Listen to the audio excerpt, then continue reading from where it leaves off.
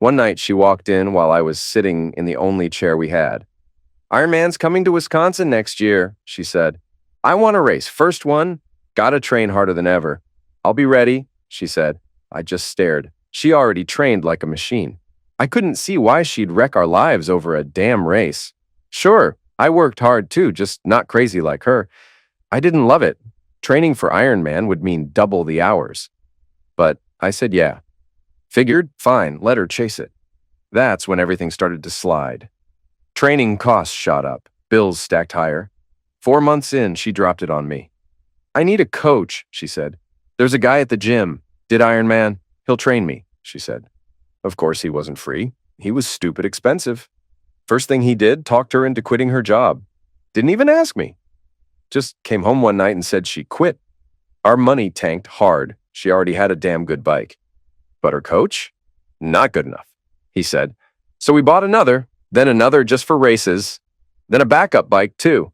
4 bikes total. Cost more than my damn truck. Time was ticking, and I figured it was time to meet this Jason Hendricks guy. I knew his name. Hell, I was the one writing his checks every week.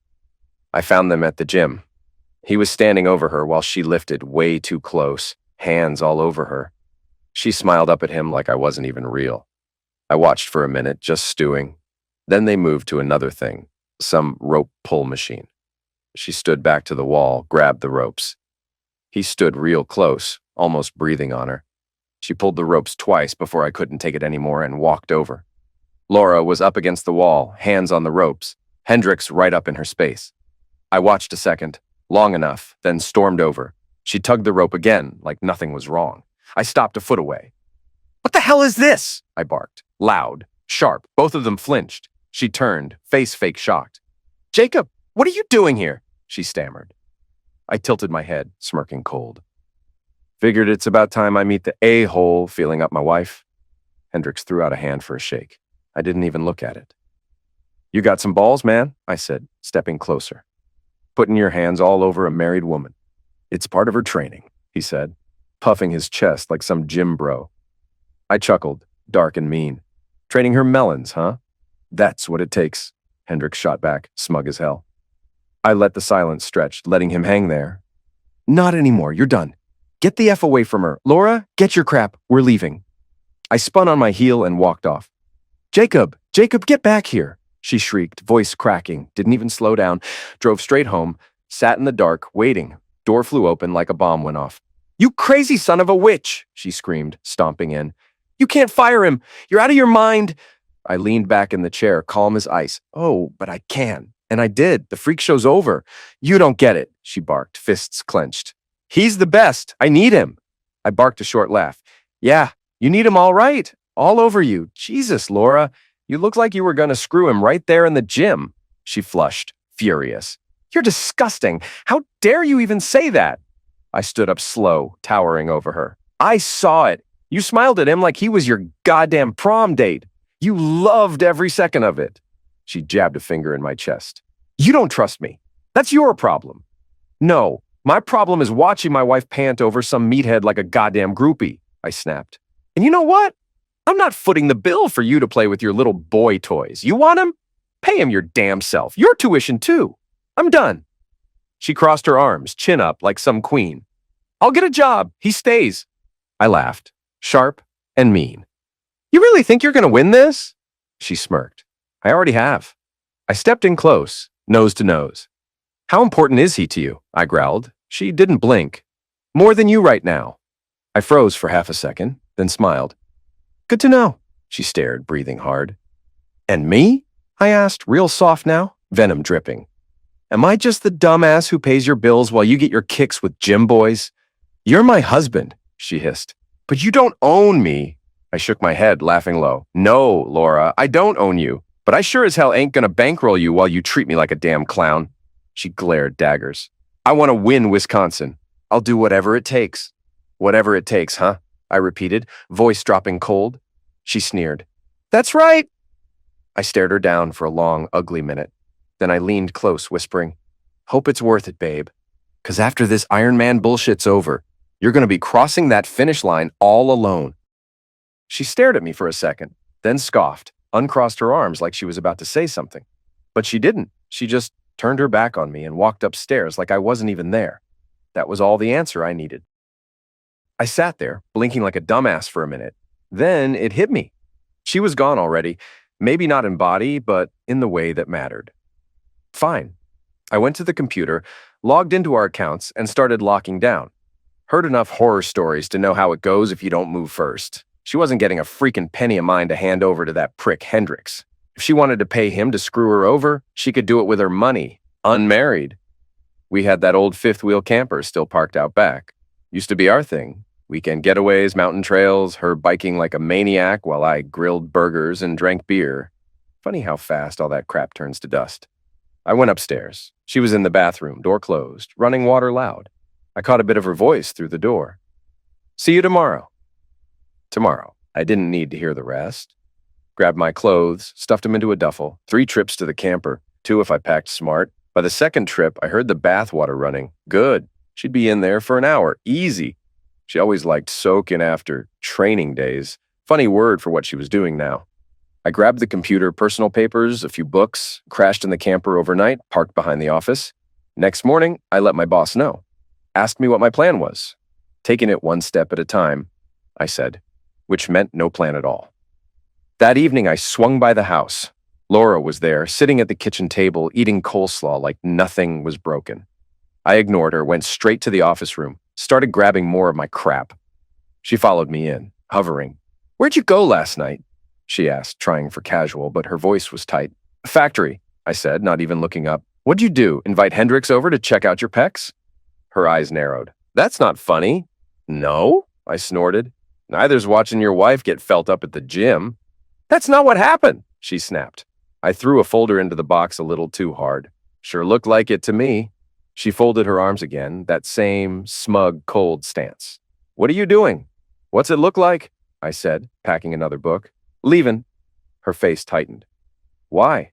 I straightened up and stared her down. 'Cause you made it real freaking clear last night who matters more. I told you, she said, voice dripping fake patience. I need him to train for Wisconsin. I laughed, short and bitter. So, no other coach in the whole goddamn world could do it? We work well together, she said, chin lifted, mouth tight. Yeah, I bet. I've seen just how well you work. Jesus, Jacob, he doesn't fondle me. I shook my head, slow, disgusted. You didn't exactly push him away, did you? Silence. You and me, I said, voice low. We used to be a team. She shifted, uncomfortable. We still can be, she said quickly. Just trust me, give me a chance. I leaned against the door frame, arms crossed. You gonna ditch Hendricks? She looked right at me and shook her head. No? I stood there for a beat. Then I picked up the box and headed for the door. She trailed after me. When you coming back? She said, real quiet. I stopped, turned. Up to you, I said, voice flat. Tell me he's gone, I stay. Tell me he's staying, and you lose me, for good. No hesitation. He stays, she said, cold as ice. I stared at her like I'd never seen her before. Maybe I hadn't. Took 3 trips to load the last of my stuff. She stood there the whole time, arms crossed, dead silent, just watching. 3rd trip, she finally spoke. Where you gonna go? I slammed the tailgate closed. Don't know. Don't care. When you coming back? I climbed up into the truck, door creaking open. We already been through that, I said. I'm not coming back. Jacob, she shouted after me. You can't blow up our marriage over a damn coach, I laughed, bitter. And you can't blow up a husband over a sweaty A trainer. I slammed the door shut so hard the windows shook. I took half our money and maxed out the cards. Your phone should be dead by now. I checked my watch. About 30 minutes ago. Bills are due next week. So's the renter's insurance. Your car's covered for 4 more months. I'd get a job fast if I were you, or you're screwed. I threw the last load in my truck and headed for the garage. Her bike and spare sat there, packed up in cases that cost almost as much as the damn bikes. I grabbed them one by one and straight up tossed them into the truck. She saw me and came running. What the hell are you doing? Can't you just pick them up? She yelled. Like hell I can. I paid for them, I said. I jumped in the truck and drove off. She didn't even care I was leaving and just freaked about the bikes. Next morning was her gym day. I swung by to check, looked through the window. There she was, sitting on the bench press with Hendricks. She was crying and he was holding her hands. Couldn't tell if she was crying because we were done or because I took her bikes. Next day, I took off work and found a spot to park my fifth-wheeler. Paid a month up front, got hooked up to power and water. Day after that, I sat down with my folks, told them everything. You okay? Mom asked. Oh, need money? Dad asked. Yeah. And no, I said. We hadn't said a damn word to each other in 2 weeks. Then my phone buzzed. Unknown number. I didn't bother. Couple minutes later, voicemail. It was her. Said she wanted to talk. I stared at the screen a second, then called her back. Might as well get it over with. She picked up quick. What now? She said like I was the problem. I stayed cool. You still training with Hendricks? Pause. Yeah, I need him. I let the silence drag out just to make her sweat. Then said real flat, all right, then we're going to divorce court. She gasped, all fake hurt. You can't be serious. I smirked even though she couldn't see it. Dead serious. She got quiet, real quick. I didn't stop. You screwed him yet? I asked, voice cold as ice. Her voice cracked. How can you even say that to me? I snorted, real easy. I seen the way you drool all over him. Next step's pretty obvious, so I'll ask again. You screw him yet? Dead silence. Then a click. She hung up. I stared at the phone, shook my head once, tossed it onto the seat. Which couldn't even deny it. Next day, my boss said there was a job at a plant in Leadville, Colorado if I wanted it. I said yes. Left the next day. Was gone for about 2 months. Fall had already hit Colorado, winter coming fast. A tiny fifth-wheel trailer wasn't where anyone with a brain would want to spend the cold, so I rented a small apartment, bought cheap used furniture. After living tight for so long, the space felt crazy big. By Thanksgiving, my folks wanted me home. I went. Back to eating normal, too. No more quinoa, kale, or tofu. Not bad food, just not my thing. Holiday with the family was good. No one missed Laura. Day after Thanksgiving, I was ready to roll back to Leadville. Had lunch with Mom and Dad, then stopped for gas. While filling up, I ran into an old buddy. We started talking. He said he'd seen Laura hanging with some big guy.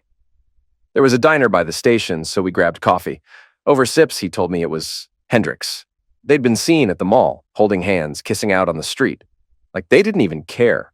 My buddy's name was Zeke, short for Ezekiel. We were talking when his phone rang. It was his brother, Emmanuel. They chatted about hunting plans till Em had to work. I said I had to go, but Zeke waved me to hang on. Zeke said, you seen Laura Wagner lately? A pause. Yeah, Jake's wife, he said. Another pause. You're getting on my nerves, man, Zeke snapped. Pause again. All right, thanks. I'm with Jake now. Might swing by. He hung up. What's that about? I asked. Man, Zeke said, you ain't gonna believe this. Laura and her boy toy checked into M's motel, been there 2 nights. He told me they weren't at the motel right now. No restaurant there, so probably out getting dinner. Probably the gym first, I thought. We headed to the motel. Him in his car, me in my truck. I parked way back in a corner. M, the owner, was cool. I knew him. By the way, M said, grinning, cameras are dead, even outside, no recordings. Why the hell you work at a dump like this? I asked. I own it, M said. Make more than Hampton Inn every month. Laura and her guy, Jason Hendricks, by the way, come here once a week. He's married, and she's with her parents since she lost your house. Jake, Jacob, Jason. Girl's got a type. He laughed. Anyway, they hang out here. She jokes he's too scared to take her home. Too many nosy neighbors. He'll leave tomorrow because his wife's coming back. Give us the key, Em, Zeke said. Em didn't blink. Handed over an old-school metal key. Zeke and I went to their room. It was obvious what they'd been doing. All right, Jake, Zeke said. I'll grab pics outside. You take inside. You sure Em won't get in trouble? I asked. Man, Em owns this place. He knows way too much dirt. Nobody's calling cops here, Zeke said. Mind your business. I'll mind mine. Their room was upstairs, facing some construction. Tiny balcony. I made sure the balcony door was unlocked, then went back down and grabbed a ladder from Em's shed. Found one that reached the 2nd floor easy. Set it up. Then waited. 30 minutes later, Zeke called. They're back. It was dark by then. I watched the lights pop on, climbed the stairs, careful. They didn't even shut the curtains. I stood on the stairs, snapping pictures. Them stripping out of their gym clothes, not a care in the world. If they glanced at the balcony, I ducked. Laura would never skip a shower. Sure enough, straight to the bathroom. Left the door open, too. I went to work. Had 2 overnight bags, stuffed every damn piece of their clothes inside.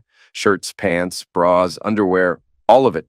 Grabbed anything on the rack by the door. Tossed everything over the balcony, even the towels, the bath mat, whatever I could reach. I crawled halfway into the bathroom too, grabbed anything in there, heard them talking in the shower, but couldn't make out words, carried all their stuff down to my truck. The people in the room under theirs saw me. I made a heart with my hands, pointed upstairs, then acted like I was throwing away a key. They got it. Probably cheaters too. No way they'd say a word. Met Zeke and Em at the front desk, dumped the bedding there.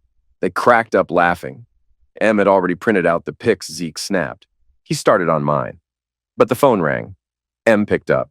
Front desk, he said. Pause. Really? Pause. Yeah, stairs are still there, he said. Pause. Stay put. I'll send you towels. Can't help with the rest. You want cops? No?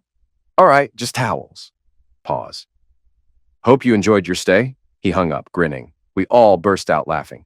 Staying put. Funniest crap I heard all year, I said. Still laughing, I asked Em, hey, can I bring him the towels? That sent us into another round of laughs.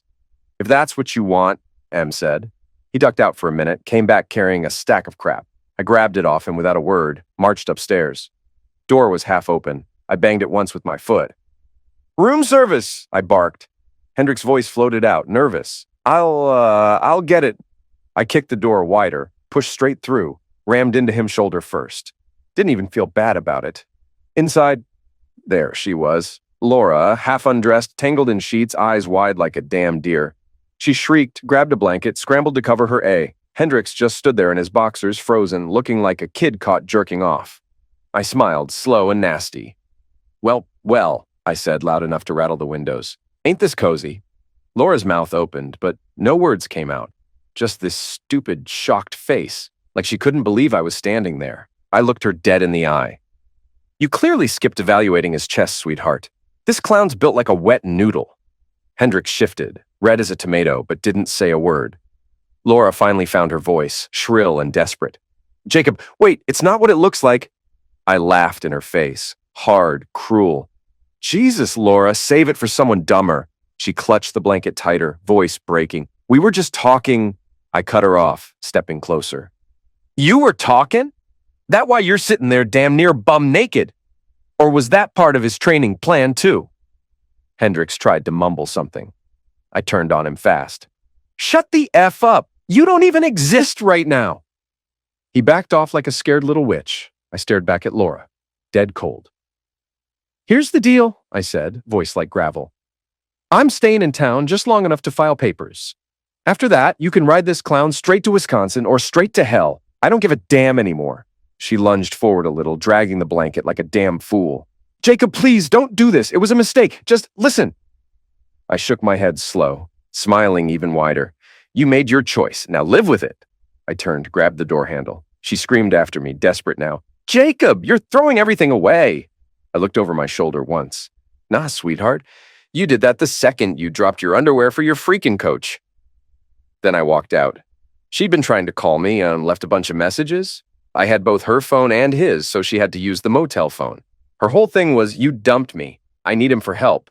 First to learn, now for emotional support, she said. After I left, I stayed in town a bit to start divorce papers. Took me 2 days to go through all the clothes I grabbed from their room. I found Hendricks' wallet, keys, phone, and a bunch of junk. Also found a little black notebook full of names, addresses, numbers. Laura was rated a 6 out of 10. Em told me later that a guy showed up a few hours after I left, Em said. Probably brought them clothes. When they checked out next morning, they wore loose, cheap gym gear. Guess he brought Hendricks' spare car key, too. Morning, I was heading back to Leadville. I swung by Hendricks' house. His wife was home. I gave her his clothes, his junk, and copies of the pics Zeke and I took, I said. One showed them holding hands at the motel. No photos. Didn't need them. She was real into that little black book, too. At the last second, I tossed Laura's stuff at her. Maybe call her. See if she wants her crap back, I said, laughing.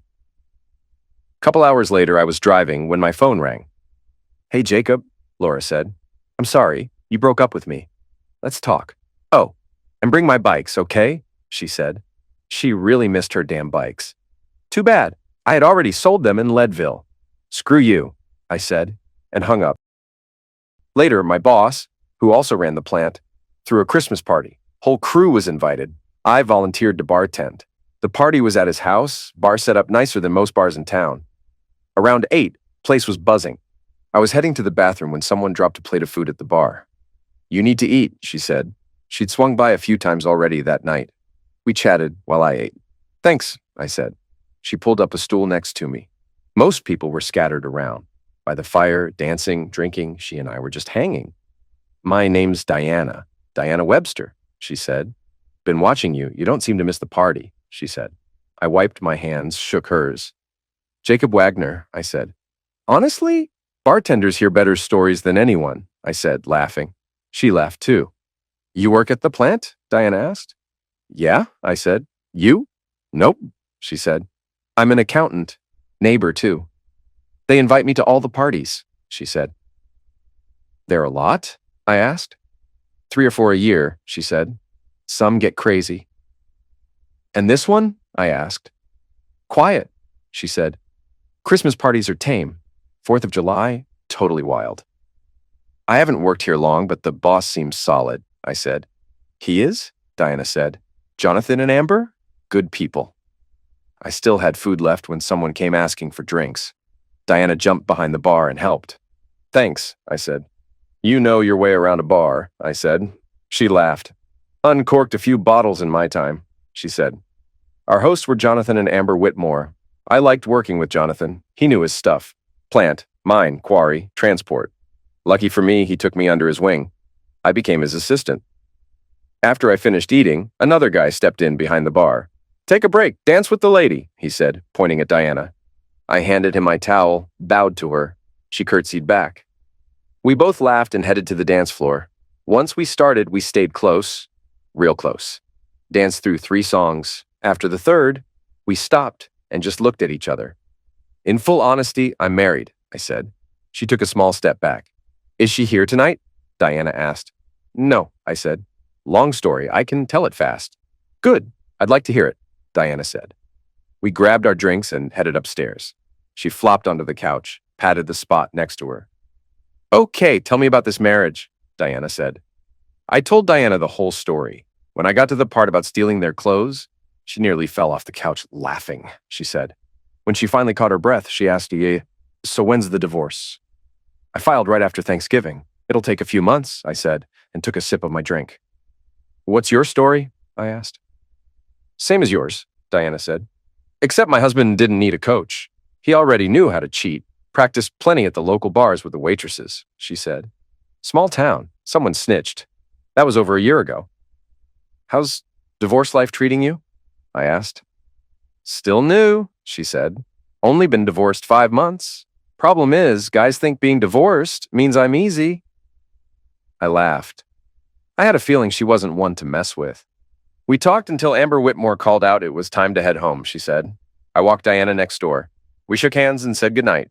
2 days later, I went straight into my boss's office. "I need Diana's number," I said. "I can't give it without her okay," my boss said. "But I'll pass her yours." "That's fine," I said. 3 days later, she called. We talked a long time. She gave me her number too. After that, we talked all the time. Our first date was 2 days before Christmas. We had dinner, danced a little, and I drove her home. She was spending Christmas with her folks. I was spending it alone at my apartment. Around 5:30 on Christmas Eve, the doorbell rang. "Hey," Diana said, smiling. "Mind some company?" "Not at all," I said, letting her in. She carried a small basket, set it on the table, and pulled out turkey, ham, potatoes, all the Christmas food you could want. "I told my folks you were alone and starving," Diana said. "Mom packed all this for you." "Tell her thanks. This looks awesome," I said.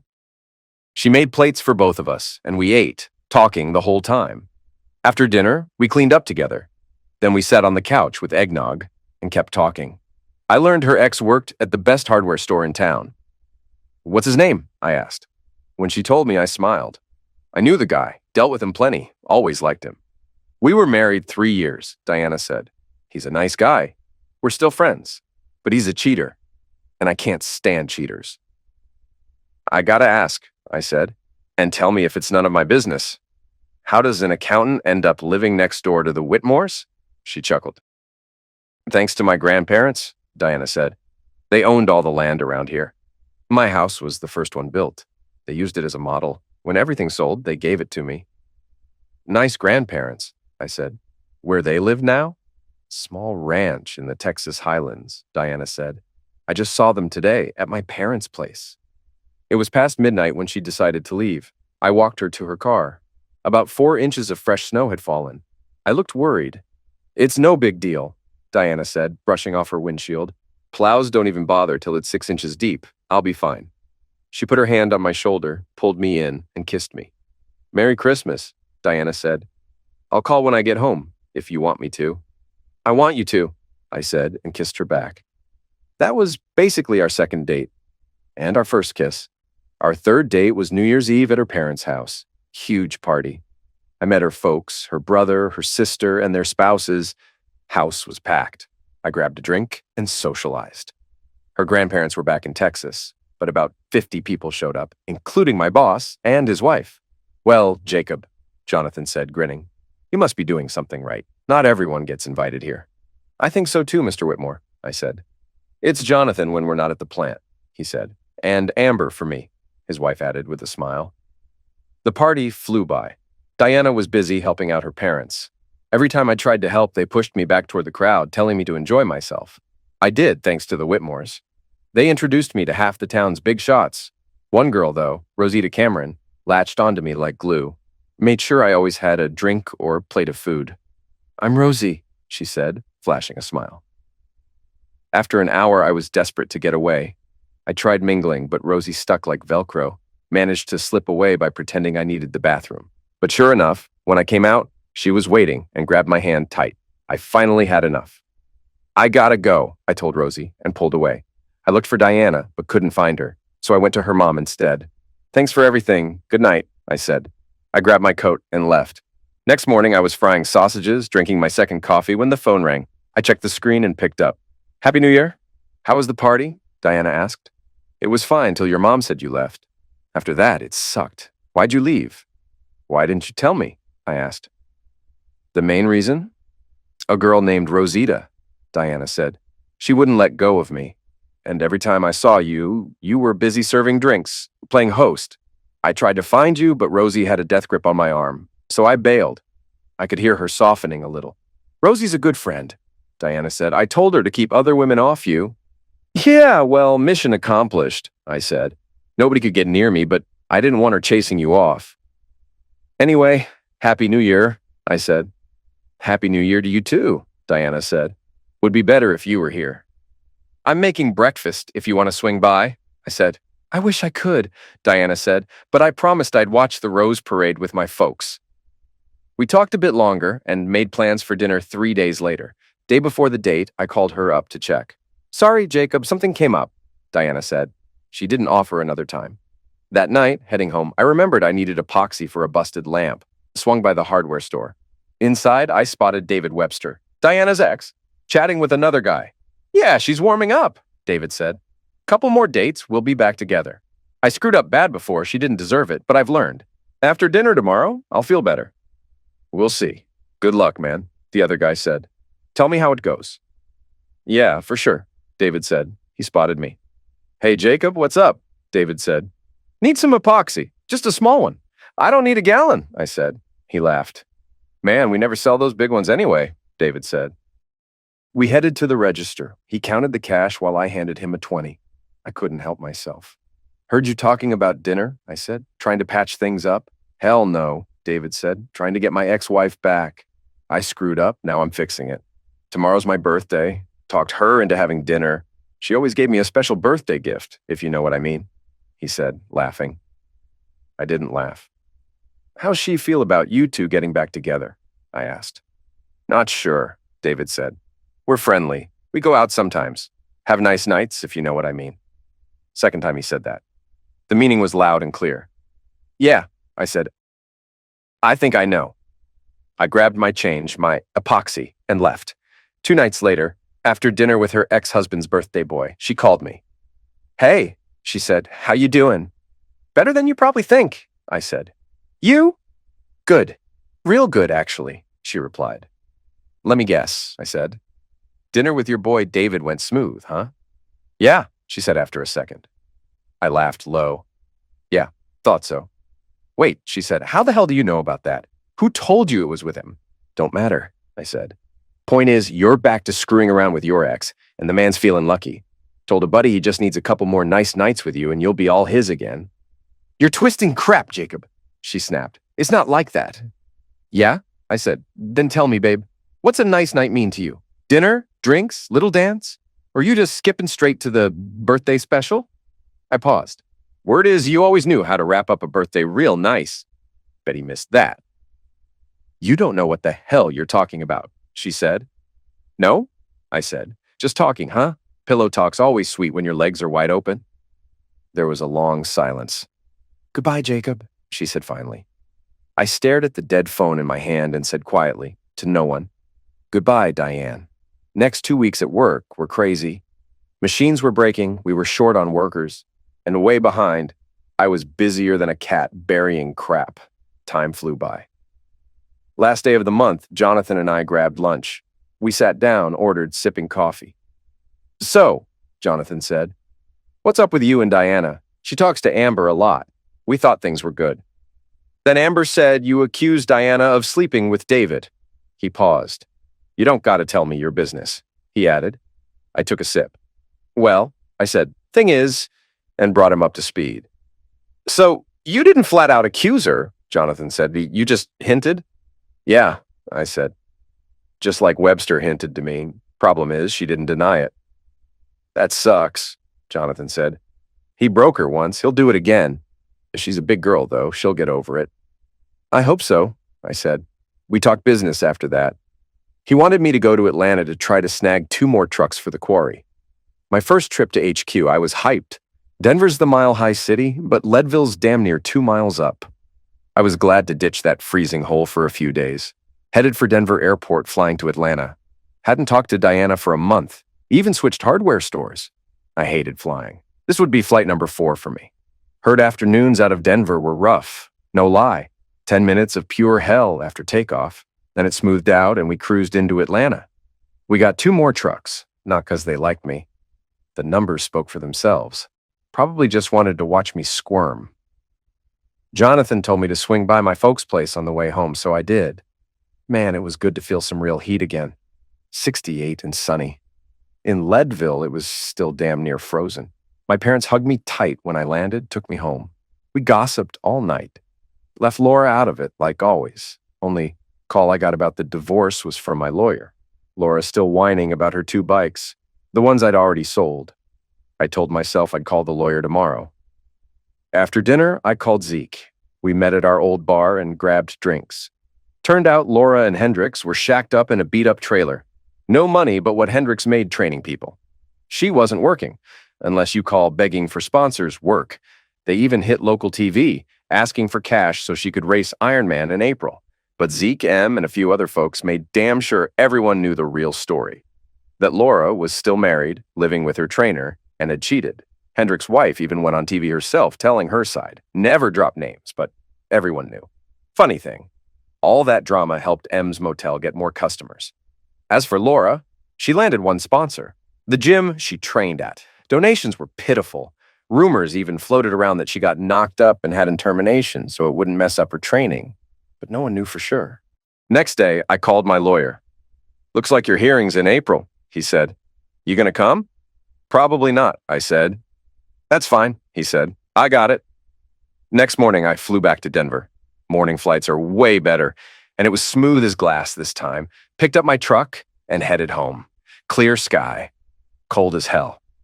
Stopped by the best restaurant in town, planning to grab dinner. Walked in, looked for a seat, and there was Diana, sitting with some guy. His back was to me, but I didn't need a guess. I figured it was David. Diana looked up, caught my eye. I turned and walked right out. Back at my place, I cooked meatloaf, cracked a beer. Wind was howling like crazy outside.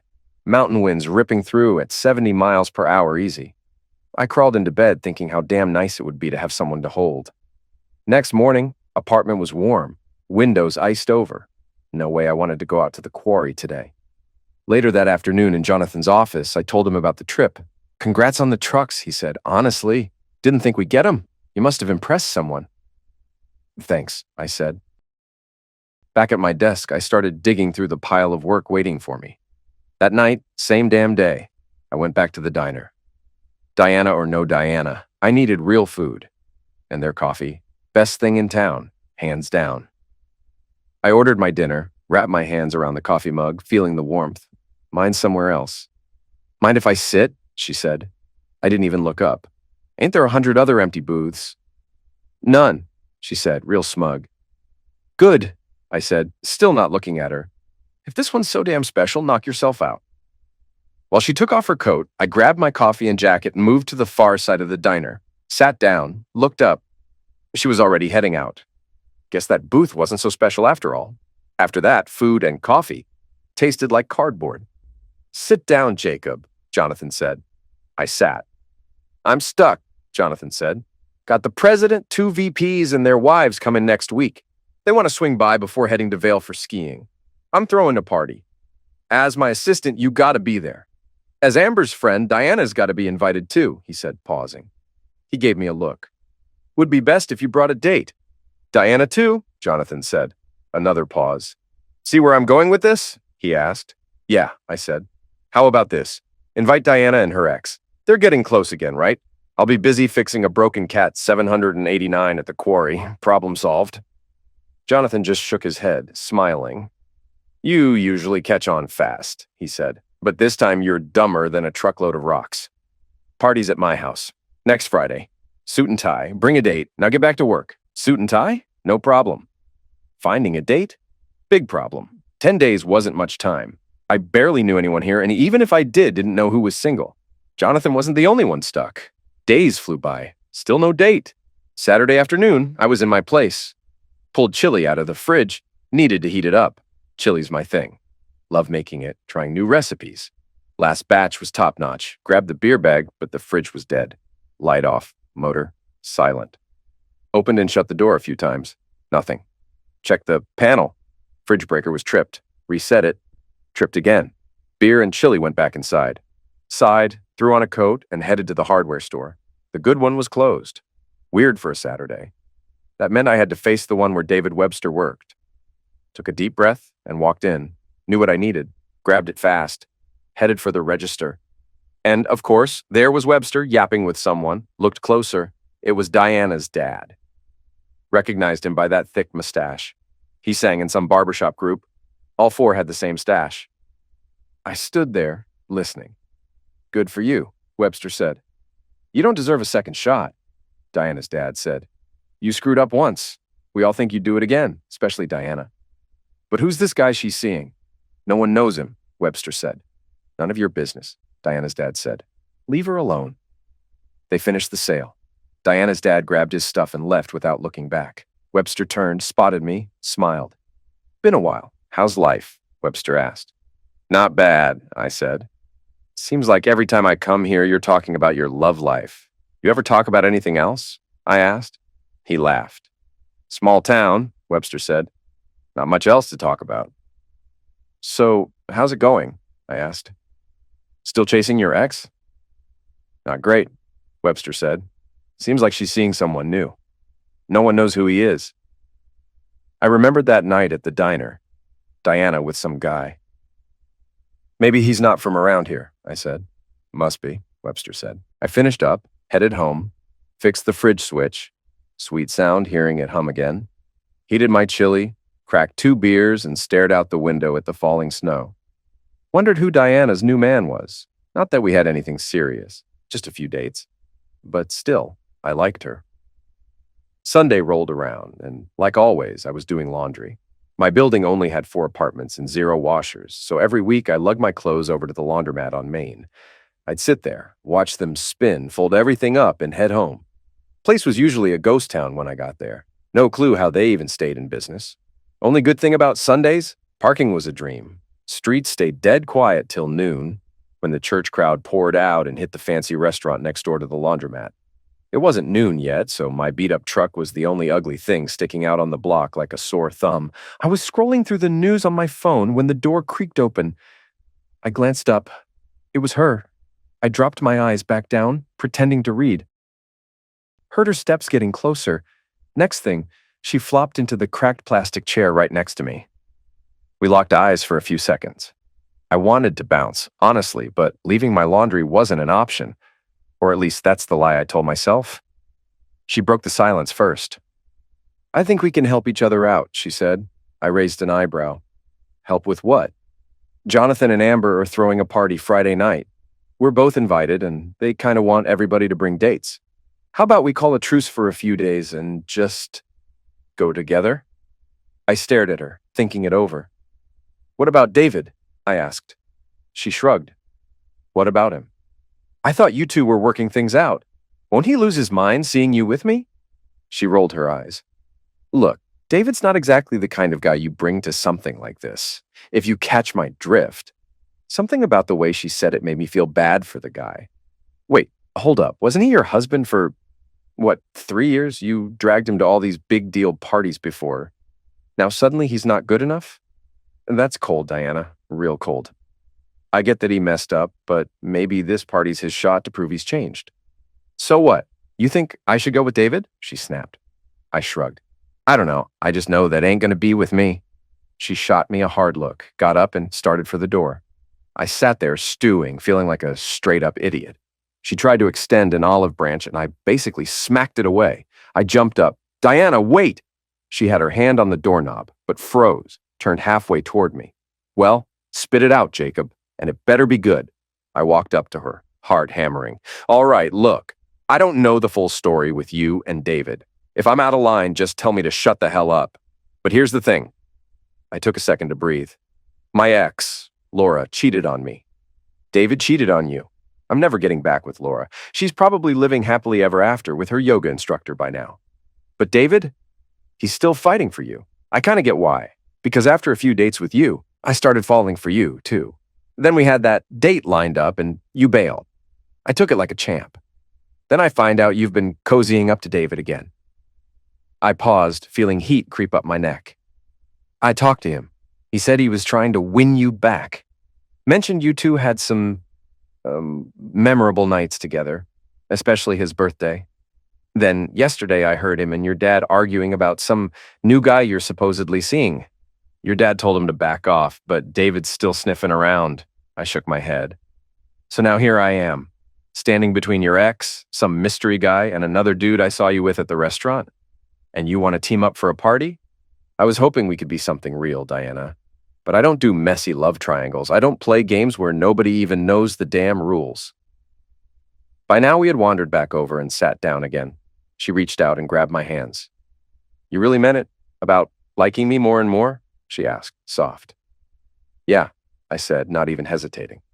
"And if there was no ex, no drama, you'd come to the party with me?" "Yeah, in a heartbeat." She smiled for the first time that day. "So, you picking me up, or should I meet you there?" I blinked. "Huh?" "I'm not going back to David, not now, not ever. Those 3 nights after our divorce, they weren't about romance. They were about arguing over alimony. He tried everything to weasel out of it. And yeah, I want him to pay, even if I never touch a dime. It's the principle." I let that sink in. "And the date you canceled with me?" She laughed dryly. "I canceled it to make it crystal clear to David we were over, completely. I wasn't sleeping with him then, and I'm definitely not now. Whatever he's implying, it's BS. And the guy at the restaurant? My dad. We have dinner once a month, like clockwork." I felt a little lighter. Then she dropped the hammer. "And that new boyfriend from out of town?" she said, smirking. "That's you, genius." I blinked again. "Any more dumbass questions?" she teased. "Probably like 30, I muttered. "You can start firing him at dinner tonight," she said, squeezing my hand. "Now go fold your damn laundry and be at my place around 6:30. Cool?" "Cool," I said, grinning like a fool. She kissed me once, took a couple steps like she was leaving, then spun around and kissed me again, longer this time. "I really, really like kissing you," she said with a grin before heading out the door. I just stood there, watching her go, thinking 2 things. 1, damn, life can turn on a dime. 2, why the hell hadn't I just talked to her a month ago? Man, we really are idiots sometimes.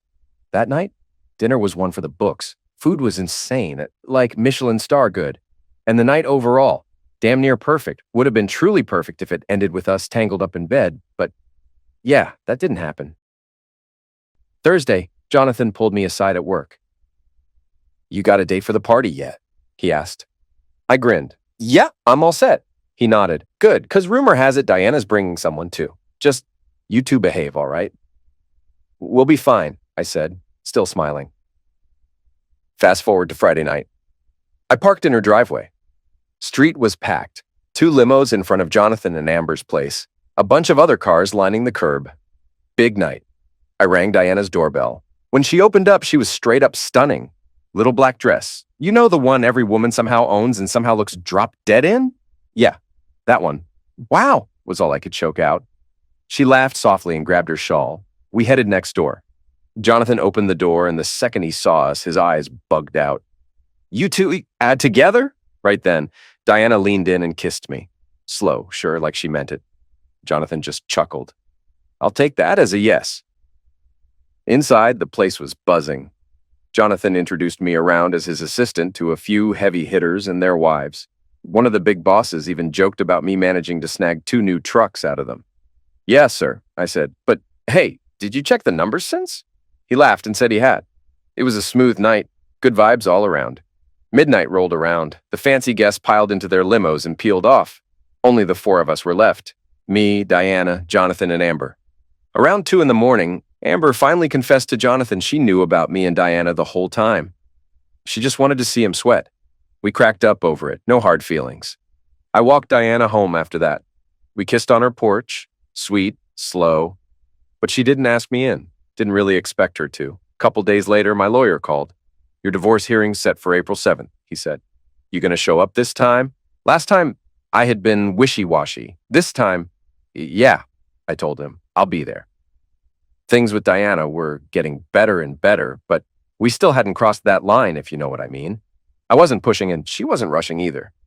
Come the day of the hearing, I sat with my lawyer in the courthouse. Laura didn't even bother to show up. Only her lawyer was there. The judge looked pissed. "Where is she?" "In Wisconsin, Your Honor," her lawyer said. "And why isn't she here?" "She's competing in an Ironman event," the guy said, clearing his throat. "Ironman?" the judge said, eyebrows up. The lawyer mumbled some half-assed explanation about it. "So she decided a triathlon was more important than her divorce?" I can't really answer that, Your Honor." The judge just shook his head. "Well, I can." And just like that, boom, I was divorced. Laura walked away with exactly what I left her. Nothing more. My lawyer shook my hand. "Congratulations. You'll officially be a free man in a few weeks." I spent a few days back home with family. While I was there, news broke.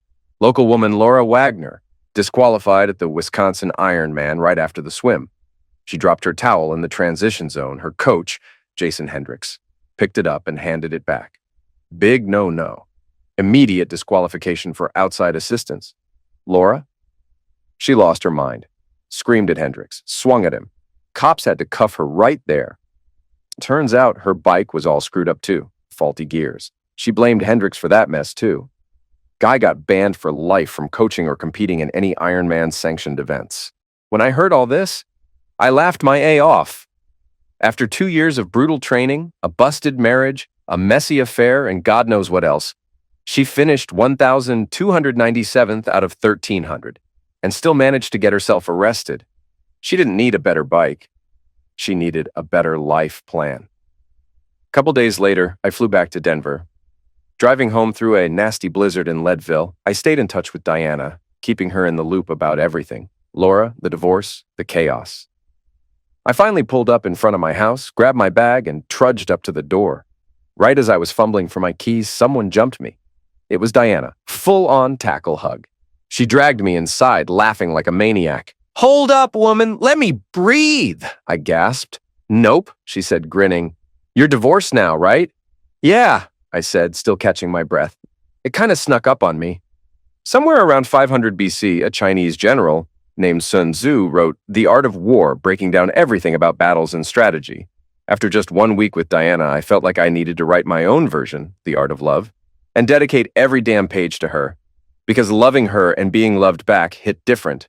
When she was near, my chest would speed up, and without even thinking about it, I'd catch myself smiling like a fool. We ended up getting married a year later. Perfect day for it. Warm, clear skies, mountains in the background. Nothing like the crazy weather we had the year before. Took a while to get used to mountain weather, but that day, flawless. My whole family made the trip. Right before the ceremony, my dad pulled me aside. "You want to hear what's been going on with Laura?" he asked. I shrugged. "Not really, but you're going to tell me anyway, huh?" He grinned. "Well, you remember what went down in Wisconsin? How she lost it on her coach?" "Yeah, I heard.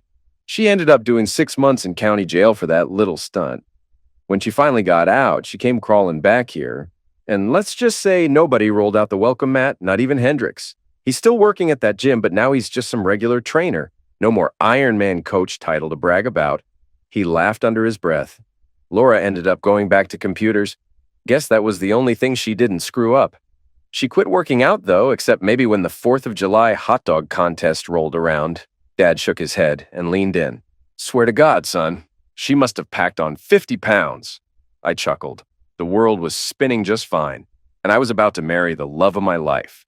Over that first year, Diana and I would spot her ex, David Webster, here and there around town.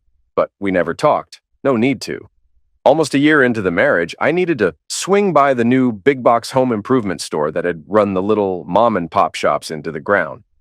I needed new sanding belts. So there I was, digging through the shelves when I felt a tap on my shoulder. I turned around, and boom, it was David. "Hey, stranger," he said, smiling like we were old buddies. "Hey," I said back, polite but short. "How's life treating you?" "Can't complain." He was wearing a vest with the store's logo on it. "You working here now?" I asked. "Yeah," he said, almost proud. "It's the only game in town these days. Pay's not bad and the benefits are solid." "Good for you," I said. "Well, I got what I need, so I'm going to head out." I started to leave, but he touched my arm to stop me.